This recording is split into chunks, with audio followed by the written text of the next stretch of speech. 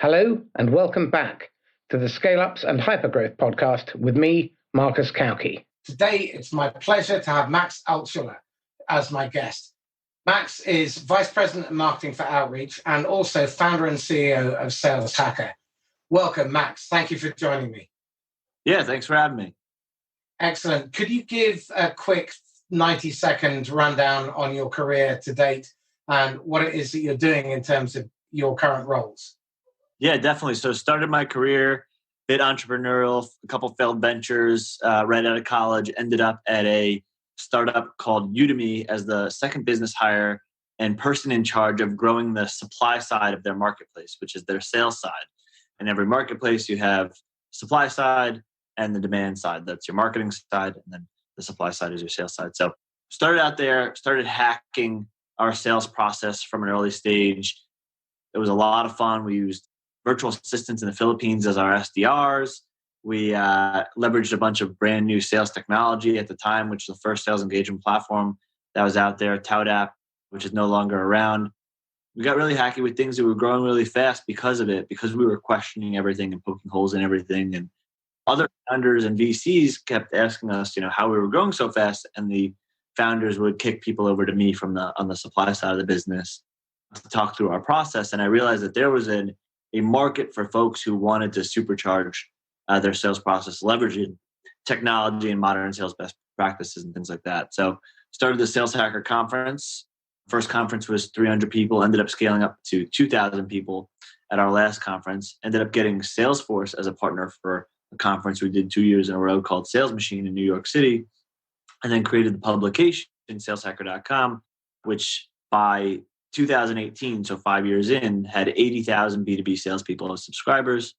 In 2018, we got acquired by Outreach. I became the VP of Marketing at Outreach. And now I am here at Outreach. Udemy has become a $2 billion company. Outreach is a little over $1 billion. And we're growing this thing together. So we've got a industry-leading sales engagement platform. We're helping salespeople across the world from a technology standpoint, but also with SalesHacker from a knowledge and networking standpoint as well. Fabulous. Thank you for that. So deviating from the plan immediately, there must be a massive cultural difference and feel between being second employee to a billion-dollar company. What's it like going through that journey?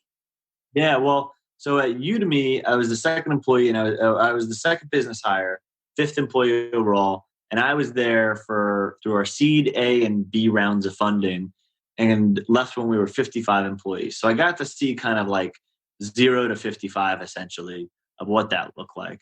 And that was fascinating. It was very much like ask for forgiveness when you did things, not for permission. We definitely got a couple slaps on the wrist from things that we were doing, the hacky stuff that we were doing.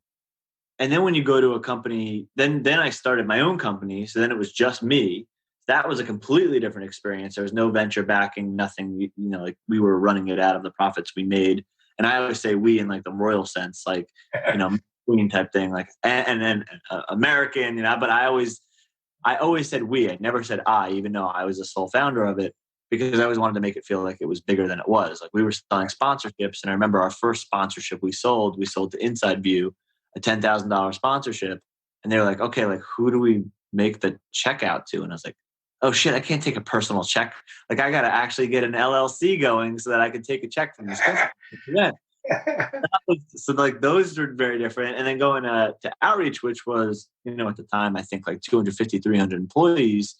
And now we're, 500, 600 employees, but completely different company. Like infrastructure was there, funding was there, all the other stuff was there. And we're definitely doing some things where we're moving fast, but it's definitely not like a ask for forgiveness situation. Like we don't have that startup excuse anymore at the stage that we're at. The hacky stuff, like it has to be processed, and you have to be compliant, all those kinds of things. So, what do you miss about the forgiveness environment?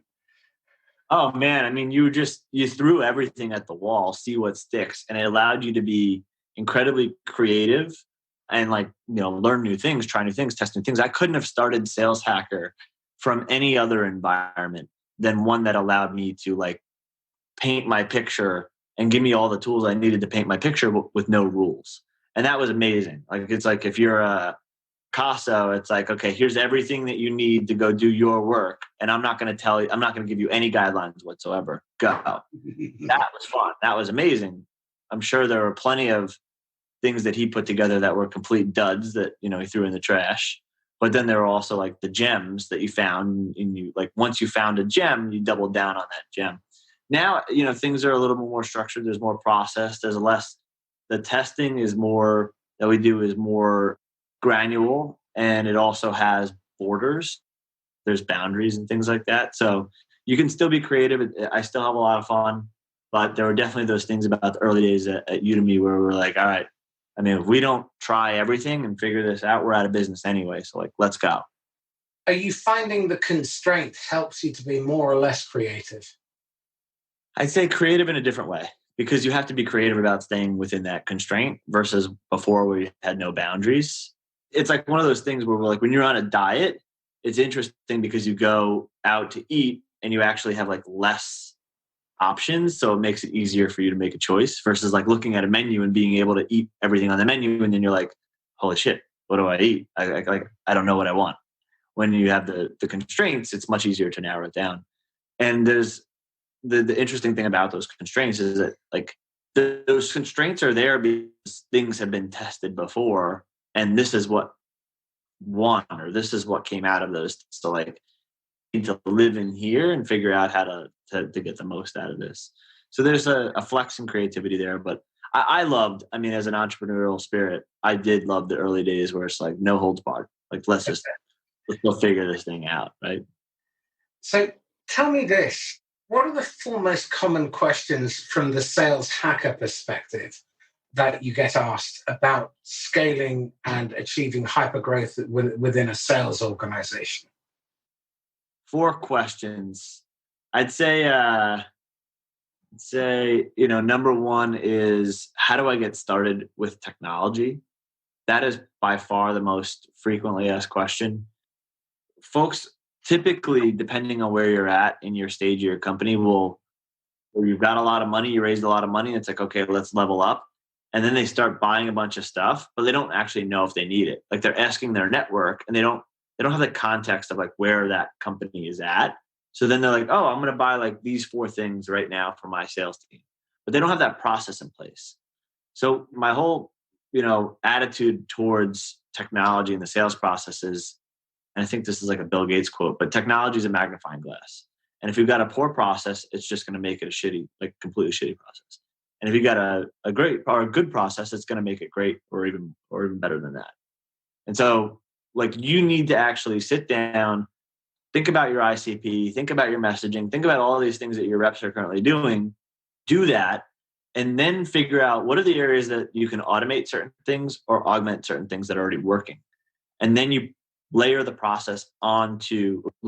technology onto the process that you have once that process is working. What you don't want to do is go like not really think through your process, then go get a bunch of technology, append it to this process you've never really thought through. Like, you don't really know what you need to augment or automate or what's working or anything like that. So I think being really thoughtful about how you think about technology, I think every company needs to start leveraging technology. Like when I started Sales Hacker, we were in our first year or 2 of sales technology getting VC funding, and now it's gotten billions of funding in the last 5 years, 7 years. But before that, CRM was your only piece of sales technology. I mean, it was your phone and your CRM and your email. Like, that was really it. Maybe some data vendors. But now you've got sales engagement, you've got conversational intelligence, you've got live chat, you've got intent data, you've got all these different forecasting technologies. You've got so much at your fingertips, and that can get a little out of hand if you don't have that process drilled in. Just clarify something. What did you mean by ICP? Because I just did a search and it says insane clown posse. Yeah, exactly. That's what I mean. Get the face paint. Okay. So your total addressable market, they're right. Yeah, your ideal customer profile is your ICP. And then your TAM is your total addressable. So, okay. Second question is probably around iterating that process. So like, all right, you got a process, you've added technology. I mean, how do you optimize it? How do you measure? What do you measure? How do you optimize it all out? What metrics are you tracking? And how are you focused on optimizing everything that you're doing?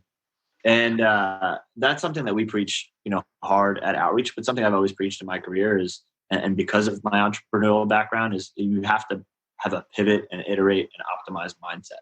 So what you're doing is working. And as soon as as soon as it starts working, it's time to start thinking of like what you're going to do next, because that means that it's only a matter of time before it doesn't work anymore. It's either going to be saturated, it's going to create noise, or other people are going to pick up on it. And then it's going to be like, oh, you're just another person that's doing this thing.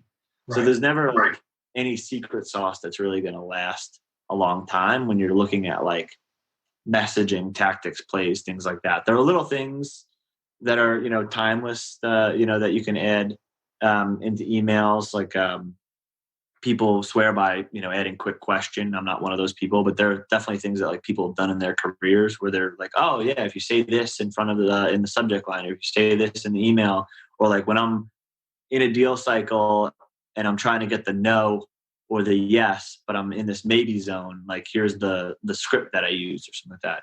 And those are time tested and those you can always use, but there are other things that you need to do to make sure you're iterating along the way. For example, your idea is always, always flexible, depending on the environment, the world. Your messaging to those ICPs is the same thing. Corona and COVID right now, whatever you want to call it, is almost amazing opportunity for us to showcase how important it is to iterate and pivot, because you were going after 3 months ago before this might not be in business. And there might be another subset of customers that are thriving right now. So you want to make sure you're pivoting your ideal customer profile and your target account lists. You want to make sure you're pivoting your messaging. The aggressive urgency and things you were driving 3 months ago has turned into empathetic, nurturing and staying top of mind. And so that's what we mean by having this kind of pivot and iterate mentality, is that the world is changing constantly. Things are changing. And you need to be focused on, not what's working right now necessarily, but like, okay, we got what's working. What's going to be the next thing? What are we focused on from here? It's interesting. I mean, a lot of CEOs will have made statements in their annual report and accounts at year end, and they've already been turned into liars unintentionally. And if you're not aware of where they were committed to going, because chances are their investors are still aiming for them to hit those numbers. And there must be enormous pressure. So if you as a seller don't have the business acumen to adapt, and I think this is one of the things that's really constantly frustrating for me, is the lack of business acumen that a lot of salespeople have, because they understand their product and they learn technique, but they don't really put it into the context of their customer's real world. Why does that persist? Because it strikes me as a major handicap. Yeah. There's the interesting thing about sales is like, it's one of the, and now you're seeing more of them, but it was one of the few occupations where like you didn't need a college degree. There weren't a lot of college courses in it. You got most of your experience in sales from experience in sales. If you think about that, there's no education in it. And if you end up working for people that don't get that, then you never get that. So it's just this thing that gets passed down the line. And that's why, the CRO role is so interesting. You usually find like a spectrum of CRO hires. And on one side of the spectrum is the motivational types. The other side of the spectrum is the operational types. Those are the people who like really get the numbers, really get like the business impact. And you want to find the person that's like directly in the middle of that, like understands the numbers and could be a CFO at a company. But then also the person who can like communicate well with the team to get people up and going, up and like pumped to step into the office. And it's really hard to find that person in the middle. I always find that people skew very much towards one side or the other. So you've got the people who are good in deals, very motivational, but don't, like, even as CRO, never learned or never really understood like the business impact and how the numbers work and how to back into numbers and comp plans and things like that. And then there's the people who really get the numbers almost, too well. and they live in the numbers and they don't understand like the human aspect of it enough. So it's tough. And because there was no formal education, there's not a lot of content and not a lot of guidance on those topics. So that's what we built Sales Hacker for. It's like, hey, can we be the living, breathing sales encyclopedia on these types of things, so that these people who don't get that experience working for the that operational type of person can learn from other folks that are those types of people. I think you're probably the person most perfectly positioned to answer this question. How do you make sure that there is complete alignment between sales and marketing and the entire customer experience throughout? Because too often there are silos, and you might have marketing doing a great job and sales doing their great job, but if they're not aligned, they're at odds. How do you bridge that, and how have you bridged it within outreach? So in outreach, we drink our own champagne. We use our own product. As a marketing leader, I know that the death of the CMO is the CRO, and that marketing will always be the scapegoat and sales will always win in most cases, because revenue is the be all end all. So what typically happens is sales and marketing are aligned but not integrated. And if they're not integrated, then there's a black box in between sales and marketing. So marketing drives the lead, they fill out the form, and then marketing loses all visibility into what happens. They don't know how fast the rep follows up, if the rep follows up at all, how the rep follows up, et cetera, and what happens to that lead after that.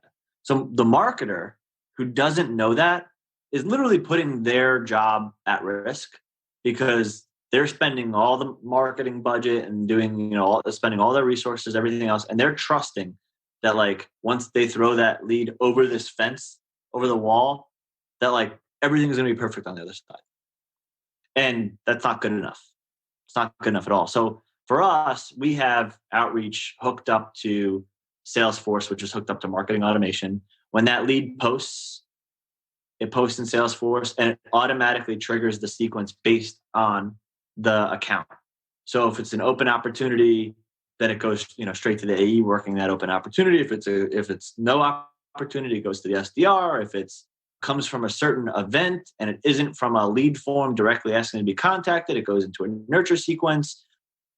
We have everything set up so that based on the lead score or the type of lead it is, it gets routed to the right place. And marketing has visibility into exactly how fast it takes for that person to get on top of that. So like they automatically get contacted with under a minute, which if you go like look up lead contact rates, after a minute, there's a big drop off. After 5 minutes, there's a huge drop off.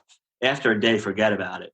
And a lot of times people I think Drift came out with one that said 58% of people don't actually of salespeople don't follow up with leads, or like 58% of the leads are not following up with, one of those things, which is huge. Yeah. So we have that visibility and we have that accountability from the sales team in our organization. And we don't have to point fingers or pass blame because we know exactly what's happening. So that's sales and marketing integration, not alignment. Alignment is when you have like an hour meeting a week and you say like, hey, here's what we're doing. Okay, here's what we're doing. Okay, see ya. And that's not good enough. Not in 2020. You sound like Napoleon. Yeah.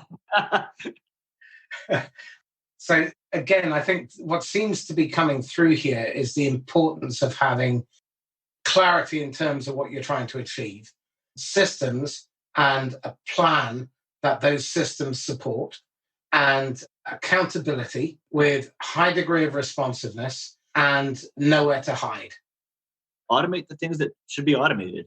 I mean, if you know that the drop off is huge for responses that happen after 1 minute, after 5 minutes, and that there's a huge drop off in leads that don't get contacted at all, why not automate all that? That could be automated easily.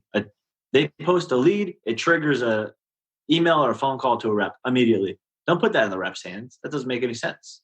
I mean, that's what we do. This is just one of the things that we do as a software company. We build software for this, but we drink our own champagne. I don't see why anybody wouldn't in this case, because we know what we get out of it. We've gone from 0 to over 100 million ARR in 5 years. But how do you manage to keep the wheels on the racing car when you're growing at that pace? Because the research shows that a traffic jam goes backwards at 12 miles an hour. And if you're growing that fast, but you're not ahead of the curve in terms of your plan, in terms of budgets and triggers for hiring in sales, in marketing, in operations, in R&D, in finance, then at some point, the enterprise, it's like going into a black hole. It kind of stretches. How do you make sure that you're on top of that? Or in fact, how do you stay ahead of it? Yeah, you're driving a Ferrari at 200 miles an hour and you're trying to change a tire at the same time. In a lot of cases, some things are held together with scotch tape and bubble gum and dental floss, and you're like, you're just figuring out how. In almost every case, you're always behind on headcount, because by the time you hire somebody and ramp somebody, now it's like, well, we need 3 more of these. It's tough. It is. And you got to hire well, you got to hire fast. And those are 2 things that are almost like, oxymorons, right? It's like, it's hard to hire well and hire fast. There's things that are constantly changing, and there's roadmaps and things that we put in place that at a certain point end up being obsolete. And I think at a certain point in your business, you're able to think further ahead. So, when you're a Series Seed business, you're just thinking about like, are you going to be in business next month?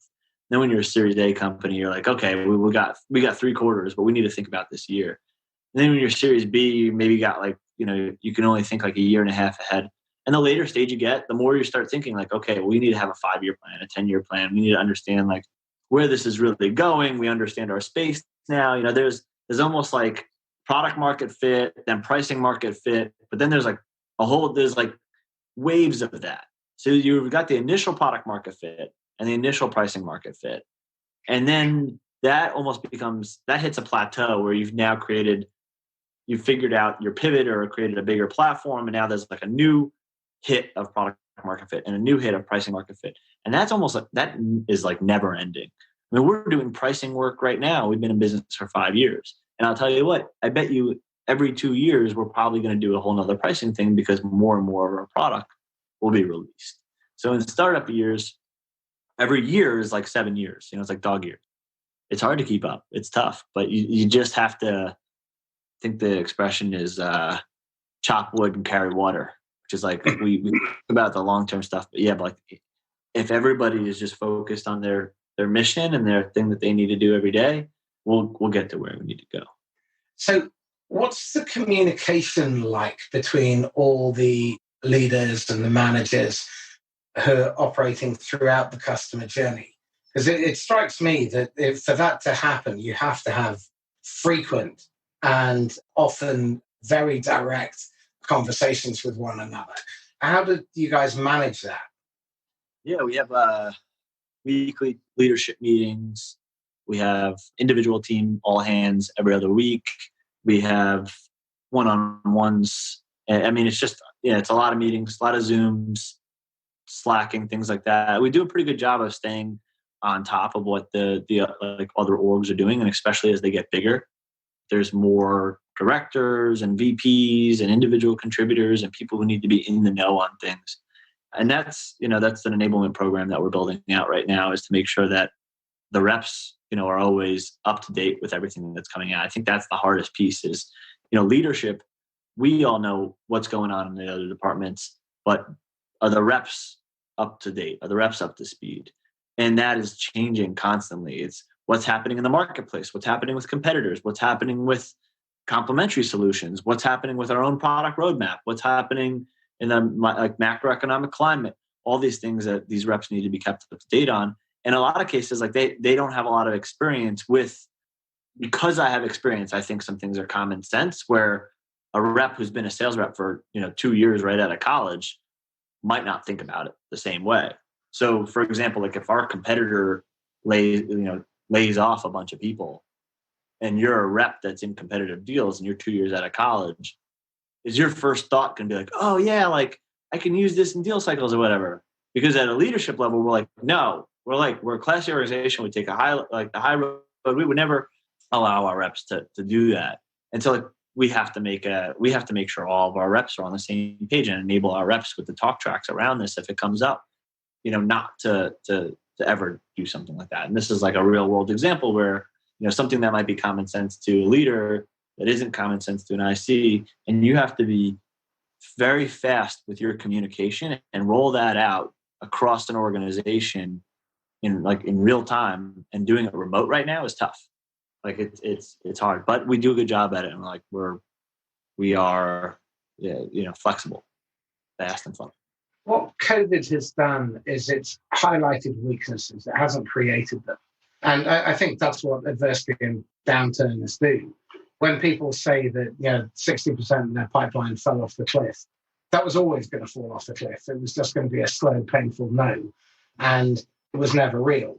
One of the things that I see time and time and time again in organizations that grow quickly and then fall off the cliff and don't make it is that they don't have a culture where coaching is something that's just baked in, where constant recruitment isn't baked into management behavior.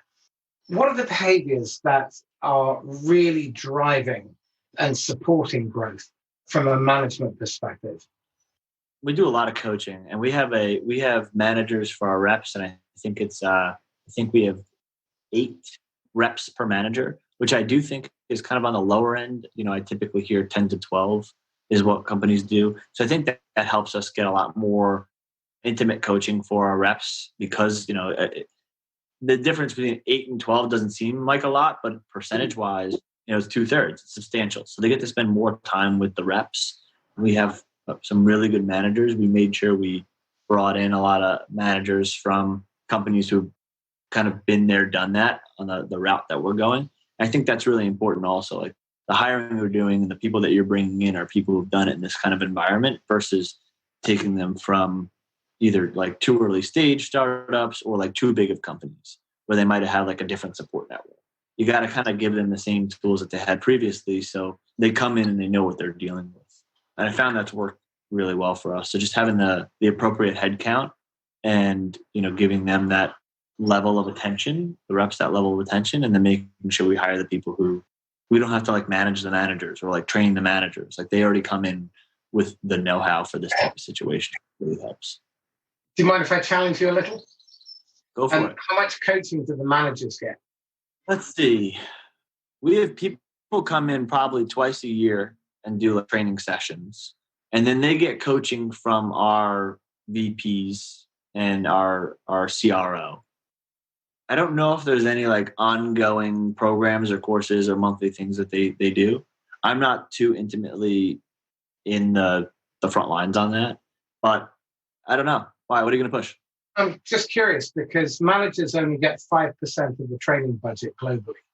And we did a research study first quarter of this year that's found that only 6% of sales managers were qualified for the role. 94% aren't. Because the typical route in is they tap you on the shoulder and say, Max, congratulations, you're a manager. That's their runway. And being a producer is a massively different skill set to being a manager. And what we know is that when managers coach their salespeople for 3 to 3.5 hours a month, on average, team quota attainment is 105%. If you do less, then team quota attainment is between 40 and 60%. In 2019, only 13% of sales teams globally hit quota, 44% of reps. And what managers are in the most precarious position there is. 2 quarters underperformance and you're out. They're getting pressure from above, pressure from below, and you've got lots of people scrutinizing them. So it's a really tough job. And my challenge here is there an argument that managers are the people who need the most training and the most coaching, given how pivotal they are to the success of your salespeople? I agree. I'm on record saying pretty similar stuff to you, which is frontline managers are typically mediocre reps that get promoted and then given no training. And it's no fault of their own, but that's tough. It's a tough position to put them in. Because your A reps, you want to keep your A reps. So, you promote B or C reps to frontline managers, and then they get very little training, and they get thrown right into the fire. And that's honestly one of the talk tracks that we have for outreach, because like we help those frontline managers so much when all you want to do as a frontline manager is get the rest of the team doing the things that your A reps are doing. So you've got your A reps, B reps, C reps, or D reps, whatnot. and you want them to be able to clone the activities that are working for their reps. Now, you don't become robots. You don't want the same talk track, like identical. You don't want them to have the same personality or anything like that. But the activities that you know are working for this rep in this industry will probably work in the same industry. People are picking up the phone and aren't answering emails in a certain industry or a certain persona, then you should know that that's working and replicate that across your entire team. So for example, if I'm calling CEOs and I'm in an industry where like they're not at computers, and like the phone and voicemail is going to work much better than sending them emails, right? Or they're answering emails only on their phone. So I should make my emails much shorter and move the hook to the top. Like if you think through how that works, then you can clone that across the rest of your team. So like, does technology augment the coaching and the best practices that the manager is trying to instill on their team? Are you helping your managers that way? Obviously, helping your managers with training them and giving them coaching is one way to do it.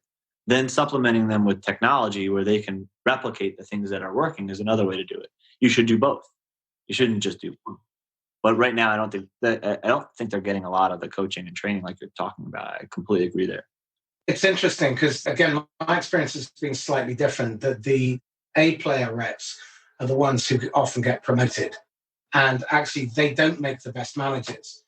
The best managers, and in fact, it was Tom Cassidy who made the point, that often it's not the A players, it's the B+ players who've managed the highest portfolio penetration within their accounts that make much better managers because they're more aware, they're more sensitive, they have higher EQ, and they pay greater attention to the human softer side. Now, what I'm really fascinated by is where we have the pressure on managers, the things that they tend to subsume, particularly where they carry a quota themselves. Because I'm a firm believer that player managers almost never work well. Because under pressure, the first thing they focus on is their own target. And they have 4 functions: hire the best people, get the best out of them, make sure they have the tools and resources they need to do their best work every day, and then help them clear the roadblocks and protect them from acts of idiocy from senior management. Yeah. And the things that they sacrifice are coaching. They also sacrifice recruitment. My view is that a manager's number one job is recruitment. So they should be prospecting for new candidates and building their bench, even when they haven't got a vacancy. And it's the equivalent of an SDR prospecting for new business or a salesperson prospecting for new business. And there's not enough emphasis on that.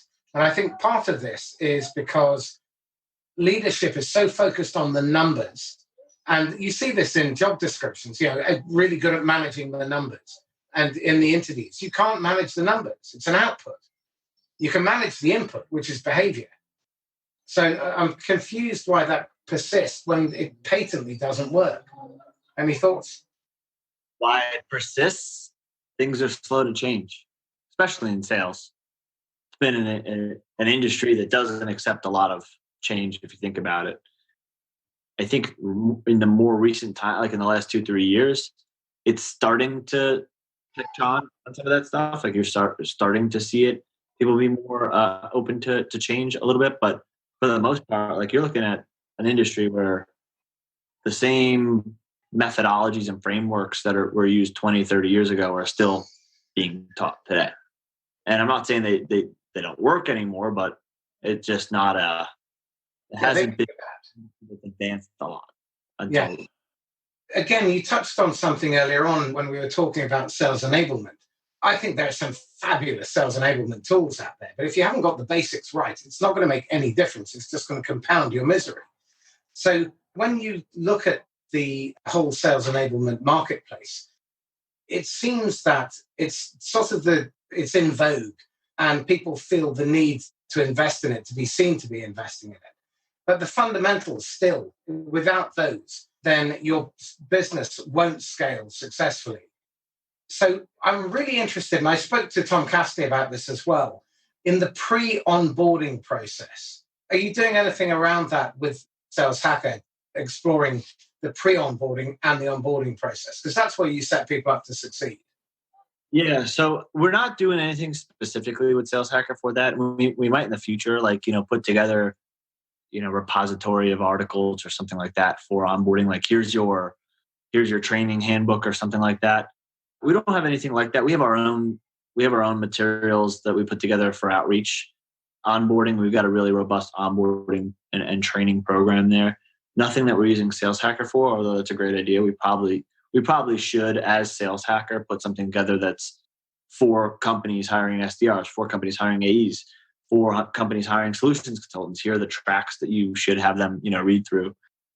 That's a good idea. I think we'll probably get more into that now that next week we are releasing our Sales Hacker community. So we're actually allowing people to do user-generated content questions and then reply to the questions, answer the questions. So we're giving everybody a chance to be a leader. Our whole kind of thought process around Sales Hacker from the very beginning was that everybody that is a practitioner has something to share, has a bunch of knowledge or experience. They've never had a platform.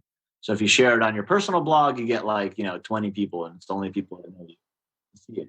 You share it on LinkedIn as an article, maybe you get 200 people, but it's still like your network.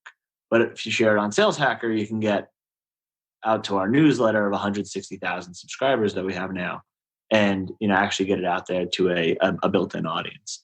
So that's like how we started and how we thought about it. And now, we're at the point where we can kind of curate resource guides like that for onboarding and things like that, because we have people who've been there, done that, and have built those programs before and know what should be in a onboarding program. So for a company like Outreach, where we have resources, we build our own. But for a Series A or a Series B or seed stage company, doesn't have that. It's a very good idea to put something like that together. May I make another suggestion then? I suspect another area that is woeful is onboarding partners. So looking at the channel, because I was speaking to a VP of a partner of a very large German ERP system yesterday. And whenever one of their reps turns up, their opening question as they rub their hands is, "What have you got for me?" That's not a great way to start off. And one of the things that we realized when we were Making Channel Sales Work is that onboarding process is critical. And that first 120 days, it's really interesting. A company that a pal of mine started did some research on this. The first 120 days are when a new hire is putting the company, the job, and their boss on probation. It's the same thing when you're taking on a new partner. If you haven't put the second deal and you haven't put money in their back for a second time within the first 90 days, most of them go dark. And what you see, there's something called Price's Law, which is a really fascinating observation. I started noticing that around 2 to 4% of partners generate 40 to 60% of the channel revenue. And Price's Law states that the square root of the number of people in your organization will generate 50% of your revenue. And at the bottom end, 50% of your grief. So if you have 10 reps, 3 of them will produce 50%. If you have 100 disties, 10 will produce 50%. If you have 10,000 partners, 100 will produce 50%. It strikes me that a lot of the emphasis is on trying to get everybody up to speed. And in this market, particularly under COVID, it seems that there needs to be some careful judgment as to where you're going to invest your resources, because a lot of salespeople aren't going to make it through this. And hanging on for a long time is going to be a real problem. Successful companies, they're continuing to hire. I'm guessing you guys are still hiring, okay? But there are lots of companies that aren't, and they're furloughing, they're laying people off, but they're keeping their A players. Why are they not throwing a load of effort and energy into recruiting more A players? Because 1A is worth 3 Bs and 1B is worth 3 Cs. Oh, yeah. Yep. So it just strikes me that this is a fabulous opportunity to really focus on raising the standard of your sales operation. I agree. I mean, and we talk about that all the time. When I talk about pivoting your messaging and things like that, I mean, one of the things that we talk about now is coronavirus, COVID, whatever you call it, has given everybody an excuse to not hit their number this year. VCs, board members, they get it. Nobody's going to hit their number this year. Very, very few companies. Some companies are crushing it in this because, if you're Zoom, it's good for you, or Slack, it's good for business. But most companies have an excuse, built-in excuse not to hit their number. What nobody has an excuse for is to not come out of this year more efficient. Oh, yes. And so you look at all these organizations, and okay, if you're not going to hit your number this year, then you better be doubling down on something else that's going to help you hit your number even better next year. So fix the plumbing. Now is the time. You've got less pipeline, you've got less opportunities, whatever you're doing in your business, now is the time to go fix the things that'll make your close rates better next year. We'll provide you with more pipeline next year. We'll make your reps more efficient, right? Whatever that is, now is the time to do it. So yeah, we're on the same page with that one for sure. So what are the 3 questions people don't ask you, but they should, about achieving hypergrowth and scale? That don't ask, but they should. I think one thing that hasn't been asked a lot, but is starting to come up more and more now, is channels. And so people have typically done email, phone, maybe LinkedIn, but direct mail's coming back.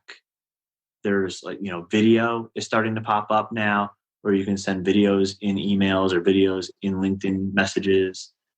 Live chat is making a comeback in a big way, and there's AI built into the live chat. So a lot of it, you're talking to a human, but there's kind of a pick list or decision tree. And some of them are not real AI, some of them are, but that's making a comeback. So there are a lot of different channels that folks can use to get in touch with people, and then also to the point we were making before about calling the CEO from a certain industry. Where do these people like to be? I don't see enough people asking that question. They automatically just go right to the I'll send this person an email. It's sending somebody an email that doesn't have a computer, literally does not look at a computer. So okay, if they even do read their email, they're going to read it on their phone. So the email you just sent them that's 3 paragraphs is silly, or we're getting great response rates with emails with images in it. Fantastic. What happens when you have to send it to a different persona who lives out of their cell phone? Do they want to scroll through an email with an infographic in it? I don't think so. So what are you doing to change that? And how are you thinking about the personas you're reaching out to and the new channels that exist that you can contact them on? I think that's one thing. Another question that hasn't been asked a lot, but again is starting to bubble up, is field. So what happens now with field sales reps? Yeah. No field. So do you bring them inside? Do you lay them off and hire inside sales reps? Do you configure your entire organization? What if you had full cycle reps? Do you now that you have an inside force, do you go BDR and AE and separate the roles so no longer full cycle? Yeah, it's a different selling motion.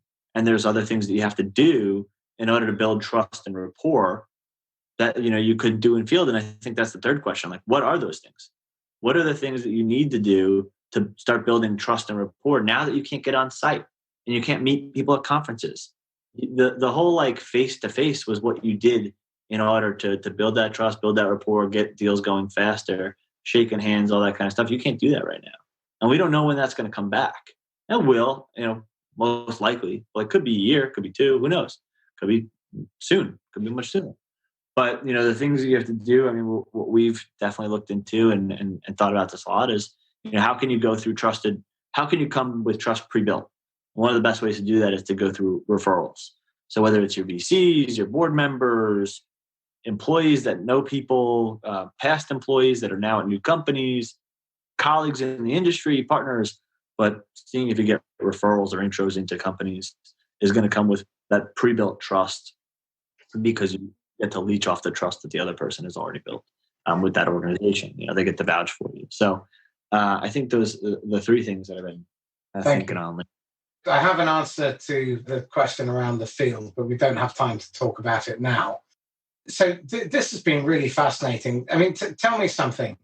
What are you being influenced by? What are you reading, watching, listening to that you think is really well worth paying attention to? Yeah, I'm biased, but the folks that post on Sales Hacker, a lot of it's curated content and now user-generated content. So it's not, my thoughts or opinions or our company's thoughts or opinions from other folks. So that's been super helpful. Obviously, LinkedIn has done a good job stepping up their game and making, the news feeds relevant. And so following really interesting people and thoughts there. What I've been reading, I hadn't paid too much attention to it in the past, but Skip Miller has done a good job on the book, Selling Above and Below the Line. I thought that was a good one that I read recently. So Skip Miller, yeah. Selling Above and Below the Line. Those are probably the top 3 resources recently. I just got into masterclass, so I'm going to see if I can pick up some hobbies. I'm too deep into my day job. All I do is sit. David Sedaris's course is really good. Yeah, Steve Parkin's course on comedy in there is very good. And also Gordon Ramsay's cookery course is quite fun. Keith Voss, the negotiation program is really good as well. Chris Voss was on our Sales Hacker podcast. I think he was like our first guest or one of our first guests. He's a good dude. Chris Voss, sorry. Tell me this. If you had a golden ticket and you could go back in time and advise the idiot Max, age 23, who thought he was immortal, knew everything, invincible, what would you whisper in his ear? Man, I think this is probably most people's answer, but patience. My mantra is 20s are for learning, 30s are for earning. And the more knowledge and experience you get in your 20s, especially in jobs where they don't pay well, the more money you're likely to make in your 30s and beyond. The more upside you'll get. It's almost like accruing equity in your life versus taking a high paycheck early on but not getting that. It depends, but on everybody's career. But that's what I found in my own career, especially taking the entrepreneurial route. Had I worked for a bigger company or corporate, I wouldn't have learned nearly as much about how the sausage was made in a company and how to build a business. But I would have made more money. I would have made more cash for sure. But I got equity in Udemy, which is now a $2 billion company. So I actually ended up making more money being patient and getting in at the ground floor on something. But, I didn't know what it was going to be worth. And I made peanuts at the time. I think my first, I don't even go into it because I don't know what people maybe that are listening to this. I don't insult anybody, but it was low. It was low for what my friends were making at the time. And that's what you had to take when you were a seed stage startup and didn't have a lot of money or resources and had to go and figure out how to make it to the next level. So yeah, 20s are very good advice. Slow down to speed up. What are you wrestling with at the moment? What are you struggling with yourself? Oh man, I think it's situational. We are all dealing with coronavirus's impact on, and I'll keep it obviously career focused, but in general, coronavirus impact on everything. But from a business standpoint, just uncertainty, what's going to happen with the market, what's going to happen with these rising unemployment numbers, when are things going to open back up? Is there going to be a second wave? What is the forecasting that we do every year? We're fairly accurate on, but we have no idea what's going to happen in Q3, Q4. We can't, it's impossible to forecast right now, a quarter or two out, let alone 3 or 4 or 5 or 6 quarters. So that's a struggle. And like I said before, chop wood, carry water. All right, let's just focus on doing all the best things that we could do right now for the business. That happens, those things will add up and we'll be in a good place for later on. But it's hard. It's hard to figure out where this thing's going to go and, what the supply chain ripple effect is going to look like. And I don't know. I have no idea what to expect. So that's the main thing that I'm wrestling with right now is trying not to worry about it. Trying just to stay in the moment, do the things that we're supposed to do. And then what'll be will be. Control what we can control. Absolutely. One of the things that I've been advising my clients to do, which has been working really well for them, is asking for referrals from their customers, but within their supply chain and the customer's customer. Yeah. If I'm helping you, then chances are you've got 3 to 5 really important suppliers who you want still to be in business. And if I'm helping you, what are the odds that I can probably help them as well? And that's working really nicely. So if you ask for 3 to 5, there's 3 there to 5 there. And then if we look at your customer base, Max, if you were to pick 5 customers who really facing COVID head on, but you know that if you lost them, it would have a massive impact on your business, which are the 3 to 5 that you would really want to be protected so that we can help them? Now, there's 6 to 10 introductions. If you do that with your top 20% accounts, then those are fabulous introductions. And that then helps you bolster the pipeline. Because what I see all the time is salespeople run scared. They run to discount. They start making excuses when their pipeline is weak. If they have a strong pipeline, and that has to be where the focus is, focus on the top of the funnel. And then once it's in there, and this is where you and your team really come into their own, market to the middle of the funnel so that you've got a good solid pipeline at the top and it's moving with velocity, and you've got 300 to 500% moving from qualified to closable. And I've been doing a lot of training since COVID hit. And what I'm delighted by is my clients haven't seen a slowdown. Their pipeline is strong because they started filling it up in the first place, and they continue to work it, disqualify out the non-prospects so they can focus on moving stuff forward. And unless they're in events or hospitality or airlines, they're still moving stuff forward because the strategic problems haven't gone away. If anything, they're more important. So that's been a really interesting, I have to say, I know it sounds terrible, but I'm really loving this lockdown. Business is great, and it's forcing me to be incredibly creative. And I think as managers and sales leaders, it's really important that you're helping your people maximize the potential. Because I view this as probably the best opportunity. If you're in a market where your stuff is still relevant, I see this as the best opportunity you will ever have in your career. Technology, this is forcing the scariness and the health stuff aside. This is forcing a lot of industries and things in general to move into the future 5 or 10 years faster than they would have. So we went to a restaurant. Everything's opening up here in Arizona right now. So we went out to lunch for the first time in 2 months. It was yesterday. We sit down and they're taking precautions. So like the tables are 6 feet apart. There's a table in between the tables you can sit at that has wipes on it, and then like 2 plates where they put the receipt so that it's still like far away from you. They have gloves on, all the servers and masks. And you sit down, they have paper menus with golf pencils, and you mark off what you want. Then you put it on that table and they pick it up. They come back with your food, put it on the table. And then when you go to pay, there's like a QR code you scan in on the receipt, and it scans it in, and then you can just pay on your Apple Pay on your phone.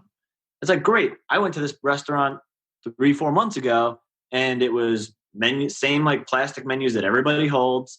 Then when you had to pay, it was like using the pen that everybody touches and the little pad and all that kind of stuff. So immediately they went from being kind of in the Stone Ages to pulled forward with technology. And I think that's happening in a lot of industries. I think you're going to see that in a lot of places where this has forced companies to adopt tech faster, adopt best practices faster.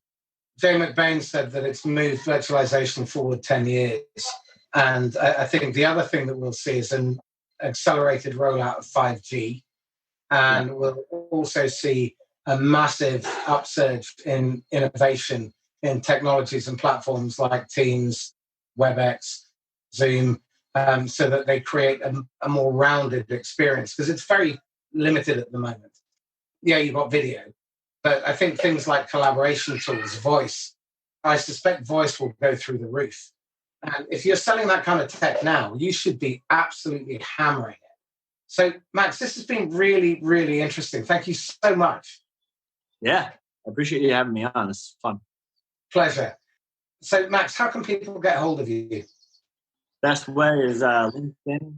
I'm sure if you're watching this, you've got show notes. You can see my name there. Spelling it's kind of crazy. Max Altschuler. So yeah, find me on LinkedIn. Shoot me a note. Excellent.